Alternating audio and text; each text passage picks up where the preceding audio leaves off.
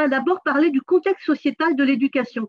L'éducation, c'est pas quelque chose qui est sorti de son contexte, c'est pas quelque chose qui à l'école. Céline, est-ce que tu peux mettre ta vidéo, s'il te plaît? Ça m'aide quand même de parler avec à une tête. Voilà. Là, j'ai un écran noir. Et donc, cette petite conférence commence par une toute petite vidéo très courte de Françoise, une vidéo très courte de Greenpeace. Pourquoi? Parce que je veux absolument remettre, avant de parler d'éducation, les questions de contexte sociétaux dans leur ensemble. Donc voilà, je vous laisse prendre connaissance de cette petite vidéo qui est très courte et après on pourra embrayer sur le cœur de la conférence. Il faut avoir le courage de reconnaître que nous ne pouvons plus définir des politiques en ignorant le défi climatique, en ignorant que nous détruisons les conditions mêmes de notre survie. Toutes les décisions publiques seront désormais arbitrées en intégrant leur coût pour le climat. C'est au nom de la justice climatique que nous devons agir. Prenons conscience de la gravité de la menace sur les équilibres du monde.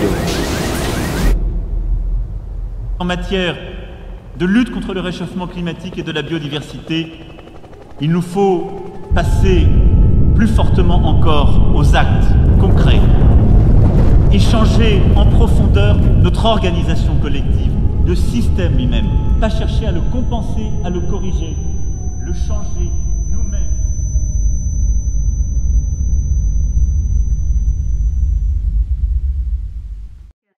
Et donc, pourquoi est-ce que j'ai fait passer cette vidéo? Finalement, j'ai fait passer cette vidéo parce que il est absolument impératif et nécessaire de replacer les problèmes de société tels qu'ils soient, et nous ici, les problèmes environnementaux, dans un cadre plus global, c'est-à-dire leur réponse citoyenne et militante, leur réponse institutionnelle globale, leur réponse éducative et les réponses des sphères professionnelles. Donc, je vais vous passer encore une fois une petite vidéo qui parle de cette partie-là.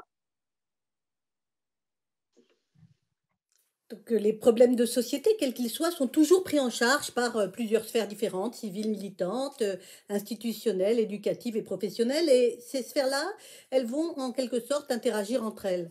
Donc, dans le cas qui nous concerne, donc d'éducation relative à l'environnement, eh bien, les prises de conscience environnementale se construisent d'abord dans les nombreuses mobilisations concomitantes, et puis elles s'institutionnalisent petit à petit à travers les politiques de développement durable et s'inscrivent in fine dans la société civile et les sphères éducatives et professionnelles. Je vais un petit peu revenir là-dessus. Donc, au départ, dans les années 60, ce sont les réseaux de naturalistes tels que les ornithologues, les paléontologues, les botanistes, etc., qui dominent et puis qui se mobilisent finalement pour partager la nature avec les jeunes, souvent dans le cadre d'éducation populaire. Et ça, c'est ce mouvement-là qui finalement inaugure les premières éducations relatives à l'environnement. Dans les années 70, ça évolue un petit peu, c'est le temps des premières marées noires et autres scandales environnementaux. Ça passe de pair avec les mouvements post-68 de retour à la nature, rejet de sociétés de consommation et de la politisation de l'impact anthropique de l'homme sur la nature. Les mobilisations environnementales collectives font prendre en charge les limites de la croissance et du coup, cela change la nature des éducations relatives à l'environnement qui devient plus politique. Le RE se construit donc, l'éducation relative à l'environnement, donc dit ERE, se construit donc au cœur de l'engagement citoyen. Il se diffuse dans les réseaux militants, dans les réseaux associatifs, qui se structurent petit à petit. On va citer par exemple les CPIE. Le premier a été mis en place en 1972, ou alors le réseau École et Nature qui ouvre au départ le départ d'un large réseau en 1983. À la fin des années 80, changement de paradigme, il y a une institutionnalisation qui débarque via les politiques internationales du développement durable. Donc, il va y avoir une série de conférences, Stockholm en 72, Rio en 92, etc., etc. Il y en a toute une série qui vont finalement faire prendre en charge le problème environnemental par la sphère civile et éducative partout dans le monde, mais selon des valeurs qui lui sont propres, qui sont propres aux institutions internationales, et on va y revenir tout à l'heure. Donc, qu'est-ce qui se passe? Bien, finalement, l'éducation relative à l'environnement s'efface petit à petit au profit, pardon, de l'éducation au développement durable, sous l'impulsion de la décennie de l'UNESCO 2004-2014 de l'éducation au développement durable, puis de la feuille de route de l'ONU présentant les 17 objectifs du développement durable en 2015 et son cadrage éducation globale 2030. Voilà un petit peu le cadrage général. À ce moment-là, les réseaux d'éducation relative à l'environnement, dont on parlait tout à l'heure, eh bien, perdent beaucoup de leurs fonctions militantes et se professionnalisent pour la plupart en répondant aux appels à projets des politiques normatives du développement durable. On y reviendra là aussi un petit peu plus tard.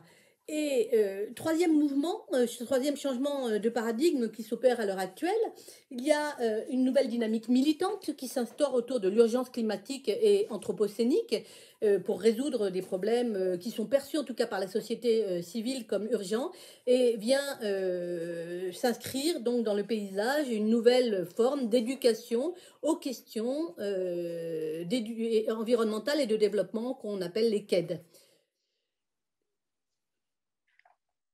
Voilà, donc je passe à la diapositive suivante qui montre un petit peu comment se lie finalement cette question d'éducation avec les politiques internationales, avec les politiques des collectivités, des entreprises. Donc là aussi, une petite intervention vidéo, puis après on montrera quelques exemples. Donc on l'a compris, donc les éducations relatives à l'environnement et au développement durable se construisent d'abord dans les réseaux militants et citoyens, et puis s'institutionnalisent dans les politiques internationales du développement durable, puis in fine se diffusent dans la société civile. Donc on va voir comment est-ce que ça se perd maintenant. Donc vous le voyez en haut de la diapositive que le cadrage de la sphère politique internationale par l'ONU qui va finalement diffuser dans la société civile et dans l'enseignement. Et puis, à partir de là, on va avoir une diffusion dans toutes les sphères locales, mondiales, hein, qui va s'opérer. On va voir comment et de quelle manière. Et in fine, on a les réactions de la société civile. C'est la phase un petit peu dans laquelle nous sommes maintenant en 2021. Donc, comment est-ce que ça s'opère concrètement? Donc, un cadrage politique des textes qui sont édités par l'ONU, l'UNESCO et les instances internationales. Nous, dans notre cas, il s'agit des stratégies européennes de développement durable et des stratégies nationales du développement durable. Et celles-ci fixent un petit peu la diffusion de curricula ou de programmes spécifiques nationaux dans tous les États d'Europe et du monde, et a fortiori dans l'enseignement français. Il s'opère la même chose du côté des collectivités territoriales avec les agendas 21 et les projets de territoire pareils, ou bien encore dans la société civile type entreprise, par la diffusion de subventions aux associations, sur des projets bien spécifiques, la diffusion de subventions aux ONG, et puis bien sûr la célèbre RSE, donc responsabilité sociétale des entreprises.